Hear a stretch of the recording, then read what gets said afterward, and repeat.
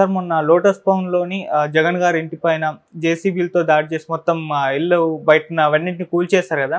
ఇప్పుడు దాని విషయంలో ఒక అధికారిని సస్పెండ్ చేయడం జరిగింది సార్. అంటే ఆయన సీఎం పర్మిషన్ లేకుండా, సీఎం తెలియకుండానే అది మొత్తం ఆయన నిర్ణయం తీసుకున్నారని చెప్పేసి అంటున్నారు. అసలు ఆయన ఎందుకు ఆ విధంగా జగన్ గారి ఇళ్ళ పైన దాడి చేయడం జరిగింది? ఎందుకు ఆయన పైన సస్పెన్షన్ ఏసేస్తారు సార్?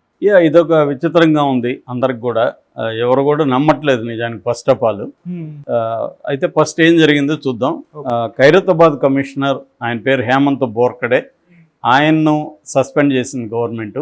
ముఖ్యంగా ఇప్పుడు జిహెచ్ఎంసి ఇన్ఛార్జ్ కమిషనర్గా ఆమ్రపాలి ఉంది. ఆ ఆమ్రపాలి సస్పెండ్ చేశారు. ఎందుకు సస్పెండ్ చేశారు అంటే ఈయన ప్రాపర్ ప్రొసీజర్ని ఫాలో కాకుండా కొట్టాడని. ఆయన్ని అవి కొట్టమని గవర్నమెంట్లో ఎవరూ చెప్పలేదు.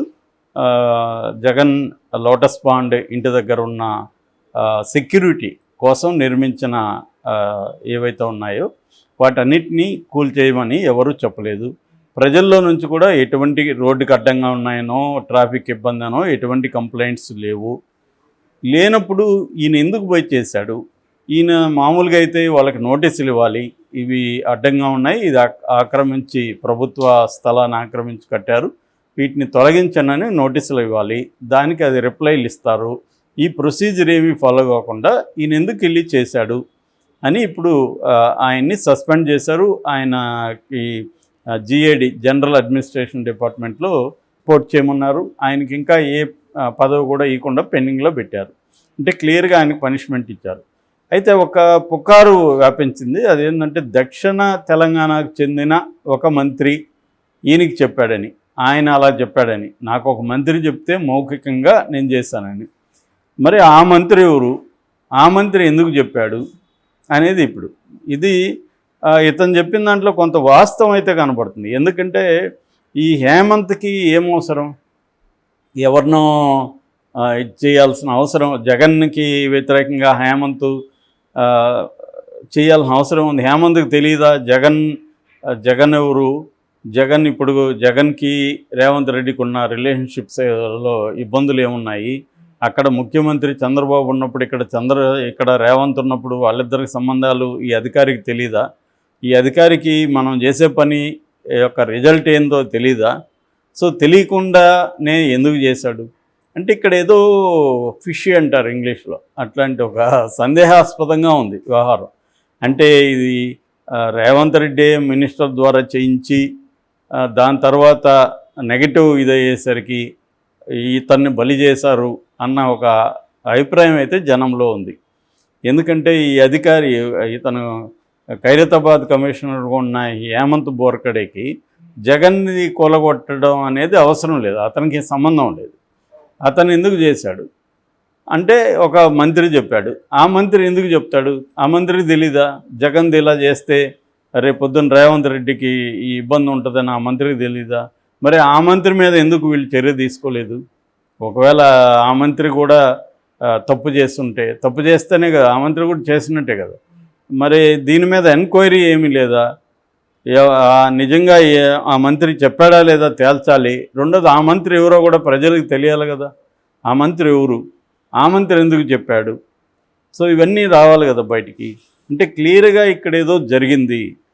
ఎక్కువ మంది నమ్మేది ఏంటంటే ఇది రేవంత్ రెడ్డే కావాలని చేయించి ఇప్పుడు వ్యతిరేకత వచ్చింది, కాంగ్రెస్ పార్టీలో కూడా నీకెందుకయ్యా ఇవన్నీ అన్నట్టుగా ఇబ్బందులు వచ్చాయి, దాంతో అది క్లీన్ చేసుకోవడం కోసం ఇతన్ని బలి చేస్తున్నారు అనేది ఇప్పుడు వినిపిస్తున్న వాదన. అదే కన్విన్సింగ్గా కూడా ఉంది. ఎందుకంటే ఇప్పుడు ఈ వాదన కన్విన్సింగ్గా లేదు. ఏది హేమంత్ బోర్కడే ఆయన సొంతంగా నిర్ణయం తీసుకొని దాన్ని పగలగొట్టేశాడు, ప్రొసీజర్ ఫాలో కాలేదు, ఇది కన్విన్సింగ్గా లేదు. ఎందుకు కన్విన్సింగ్గా లేదంటే దాంట్లో మిగతా మన డౌట్స్ వాళ్ళు క్లియర్ చేయాల్సిన అవసరం ఉంది. అతనికి ఏం సంబంధం, అతను ఎందుకు చేశాడు, అతను ఒక మంత్రి చెప్పాడు అంటున్నారు, అది నిజమా కదా? ఆ మంత్రి ఎవరు, ఆ మంత్రి ఎందుకు చెప్పాడు, మరి మంత్రి చెప్పుంటే అతని మీద ఎందుకు చర్య తీసుకోలేదు? ఇవన్నీ గ్యాప్స్ ఉన్నాయి ఈ స్టోరీలో. సో మరి పేరుకి మాత్రం వస్తున్నది ఏంటంటే ఆమ్రపాలి ఆగ్రహం, అతను కమిషన్ని బదిలీ చేశారు, ఒక్క ఫోన్ కాల్ రేవంత్ రెడ్డి ఒక ఫోన్ కాల్ చేయగానే మొత్తం సెట్ అయిపోయింది, ఇవన్నీ మాట్లాడుతున్నారు. సో ఇది కన్ఫ్యూజింగ్గా ఉంది స్టోరీ. ఎందుకంటే మొత్తం మీడియా అంతా కూడా దీన్ని ఎలా ఫోకస్ చేసిందంటే జగన్కు షాక్ ఇచ్చాడు చంద్రబాబు, కూలగొట్టింది, ఇతను గిఫ్ట్ ఇచ్చాడు రేవంత్ రెడ్డి చంద్రబాబుకి ఇక్కడ కొట్టింది. దానివల్ల ఏం పెద్ద వరకదు. జగన్ అక్కడ లేడు అసలు. జగన్ తాడేపల్లిలో ఇల్లు కట్టుకొని అటు వెళ్ళిపోయాడు. ఇక్కడ ఉన్నది ఎవరు? వాళ్ళ కాంగ్రెస్ నాయకురాలే కదా, షర్మిల ఉంది. షర్మిల వాళ్ళ అమ్మ ఉన్నారు ఇక్కడ. ఎప్పటి నుంచో షర్మిల ఉంది. వైఎస్ఆర్టీపీ ఆఫీస్ కూడా అదే.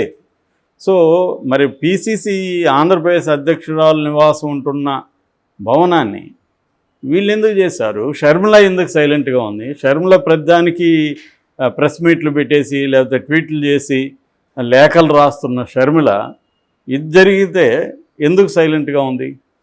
మొత్తంగా కూడా ఇది ఏదో ఒక వ్యవహారం ఏదో నడుస్తుంది. క్లియర్గా జగన్ మీద రివెంజ్ అనేది మల్టిపుల్గా స్టార్ట్ అయింది అక్కడ. అందులో భాగంగానే ఇది చేశారు.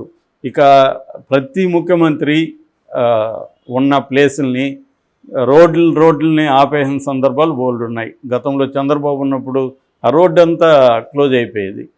ఇక్కడ కేసీఆర్ ఉన్నప్పుడు మనకు తెలుసు ప్రగతి భవన్ ముందంతా క్లోజ్ చేసేసారు. సో ఇవి అలాగా జగన్ది కూడా అక్కడ సెక్యూరిటీ కోసం ఆటోమేటిక్గా జగన్ చెప్పాల్సిన పని లేదు. ఆ సెక్యూరిటీ ప్రోటోకాల్ వాళ్ళే ఇవన్నీ ఏర్పాటు చేసేస్తారు. కాబట్టి ఇప్పుడు అక్కడ ప్లేస్ లేనప్పుడు ప్రభుత్వ ప్లేస్ అయినా కూడా చేస్తారు. ముఖ్యమంత్రికి సెక్యూరిటీ కావాలి కాబట్టి ప్రధానమంత్రికి చేయరా, ఎవరికైనా చేస్తారు. అది ముఖ్యమంత్రిగా లేడు కాబట్టి ఇప్పుడు నోటీసులు ఇవ్వచ్చు. వీళ్ళు ముఖ్యమంత్రిగా లేదు, నీకు ఈ కైండ్ ఆఫ్ సెక్యూరిటీ అవసరం లేదు, అది తీసేయండి, రోడ్డుకి అడ్డంగా ఉందని ఇవ్వచ్చు. నో ప్రాబ్లం దాంట్లో. కానీ అవేమి చేయకుండా చేయడంలో అంటే సింబాలిక్ జెస్చర్స్ ఇవన్నీ. దీనివల్ల జగన్కి ఏమవుతుంది అని కాదు. అంటే మేము జగన్ని ఏ రకంగా ఇబ్బంది పెట్టాలో అన్ని రకాలుగా పెడతాము అనేది దానికోసం ఒక టీం వర్క్ చేస్తుంది ఆంధ్రప్రదేశ్లో. అంటే ఏ పద్ధతిలో జగన్ని ఇబ్బంది పెట్టాలి, ఎక్కడెక్కడ స్కాములను ఎలా బయటికి తీయాలి, ఇవన్నీ. ఇదే మొన్నటి వరకు జగన్ని ఏమేమి విమర్శించారు వీళ్ళు. మా మీద ప్రతీకారం తీర్చుకుంటున్నాడు, మా వాళ్ళ లేని కుంభకోణాలు ఇరికిస్తున్నారు, ఈ కేసులు పెడుతున్నాడు, చంద్రబాబుని జైల్లో పెట్టాడు, ఇవన్నీ వాళ్ళు మాట్లాడుతున్నారు. ఇప్పుడు సేమ్ వీళ్ళు ఇంకా డబుల్ 100 ఫోల్స్లో చేస్తున్నారు, సేమ్ చేస్తుంది. సో ఇక్కడ రేవంత్ రెడ్డి అంటే గతంలో నా మీద ప్రతీకారం తీర్చుకున్నాడు కేసీఆర్, నా మీద ఇది చేస్తున్నాడు. రేవంత్ రెడ్డి మొన్నటి వరకు మాట్లాడినాడు, రాగానే మళ్ళీ అదే చేస్తున్నాడు. ఇప్పుడు రేపొద్దున మళ్ళీ బీఆర్ఎస్ వస్తే సేమ్ రేవంత్ రెడ్డిని వీళ్ళు ఇలాగా చేస్తారు. అక్కడ జగన్ వస్తే అదే సేమ్ చేస్తారు. సో ఏ పార్టీ అయినా వాళ్ళు కంప్లీట్గా ప్రజలకు హామీలు ఏమి ఇచ్చామో దాని మీద ఫోకస్ చేద్దామనేది లేదు.